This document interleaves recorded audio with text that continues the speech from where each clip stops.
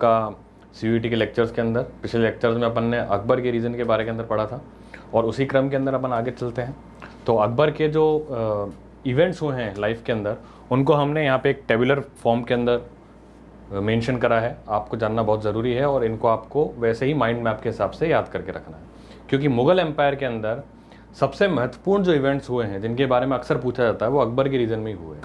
ठीक है, तो देखिए पहला क्या है, abolition of the slavery. Abolition of the slavery, उसने स्लेवरी को ख़त्म करवाया था कब? 1562 के अंदर। सबसे बड़ा काम उसने करा था, पिलग्रिमेज टैक्स लिया करता था, जैसे तीर्थ यात्रा पे जो हिंदू जाया करते थे उनसे वो टैक्स लिया करता था। कौन लेते थे? पुराने सुल्तान वगैरह लिया करते थे, पुरानी परंपरा चली आ रही थी दिल्ली सल्तनत के काल से।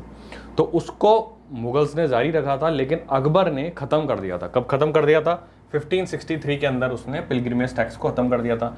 हिंदुओं पे लगने वाले जजिया कर को भी उसने 1564 पर ख़त्म कर दिया था। ये सब उसने क्यों करा था? क्योंकि अकबर ये जानता था कि भाई इतनी बड़ी हिंदुओं की तादाद पर अगर मुझे राज करना है, अगर मेरे को उनको कंट्रोल करना है, तो उनके मुताबिक मेरे को चलना पड़ेगा। ठीक है, उनको भी मेरे को कुछ बेनिफिट्स देने पड़ेंगे। ठीक है, उसके अलावा फिर उसने क्या करा, उसने एक इबादत खाना बनवाया था फतेहपुर सीकरी में।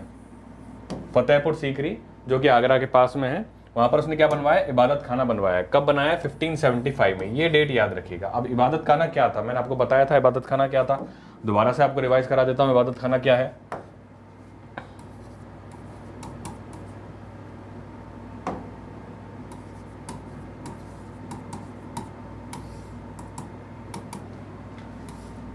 सभी धर्मों के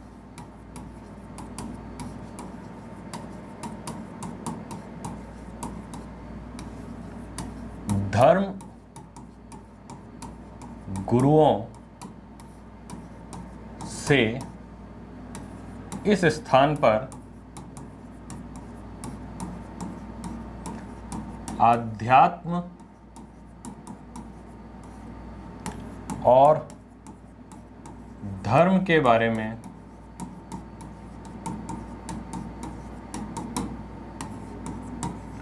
अकबर चर्चा करता था।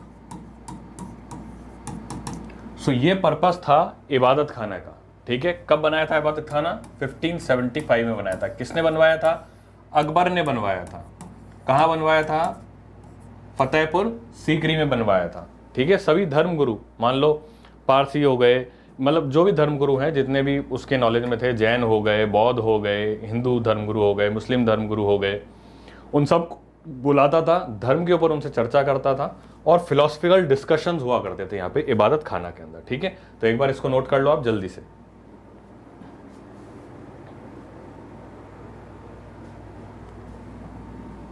ठीक है, तो मैंने आपको बता दिया इबादत खाना के बारे में, जजिया के बारे में, पिलग्रिमेज टैक्स एंड स्लेवरी के बारे में। ठीक है, फिर 1579 में प्रोक्लेमेशन ऑफ द महर, ये मरहर जो है इसको ध्यान रखिएगा। और एक आपको ध्यान में रखना है 1582 का दसाला सिस्टम टोडरमल द्वारा। टोडरमल कौन थे? टोडरमल उनके फाइनेंस मिनिस्टर थे, अकबर के फाइनेंस मिनिस्टर थे।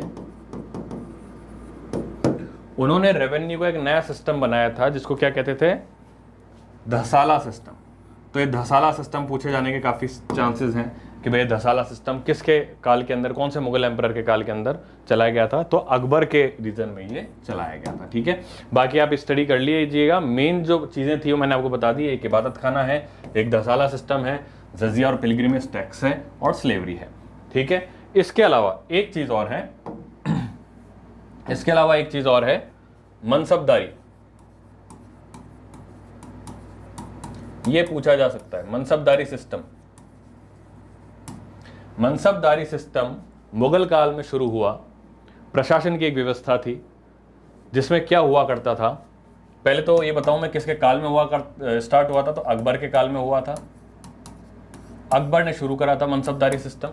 ठीक है, और इसमें क्या हुआ करता था कि रैंक्स दे दी जाती थी, जैसे कि 1000 की मनसबदारी, 5000 की मनसबदारी, 7000 की मनसबदारी। ठीक है, ऐसे मनसबदारी दी जाती थी। जिसकी मनसबदारी सबसे ज़्यादा हुआ करती थी नंबर में, उसकी वैल्यू, उसकी डेजिग्नेशन बड़ी हुआ करती थी। जैसे आज के आर्मी सिस्टम में भी कौन होता है?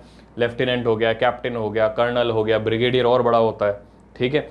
तो कैसे पता करते हैं कि ब्रिगेडियर लेफ्टिनेंट से बड़ा है? एक रैंक सिस्टम से पता करते हैं। So this is the military ranking.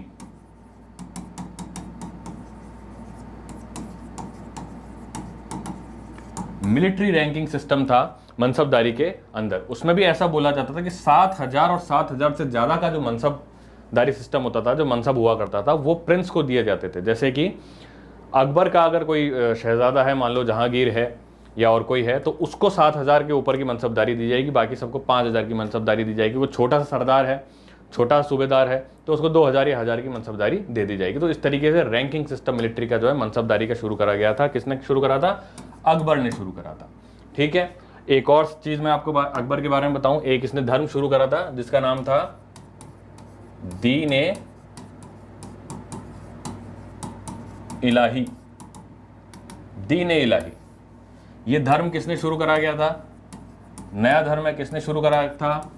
Akbar ने शुरू करा था। सबसे बड़ी बात है, इस धर्म को ज्वाइन करने के लिए अकबर ने किसी को फोर्स नहीं करा था। अकबर ने किसी को फोर्स नहीं करा था, इसलिए इस धर्म को ज्यादा लोगों ने ज्वाइन भी नहीं करा था, ठीक है। तो ये ध्यान रखिएगा, दीन-ए इलाही धर्म जो है वो किसने शुरू करा था? अकबर ने शुरू करा था, ठीक है। और ये किसके ऊपर आधारित था? ह्यूमैनिटी के ऊपर आधारित था।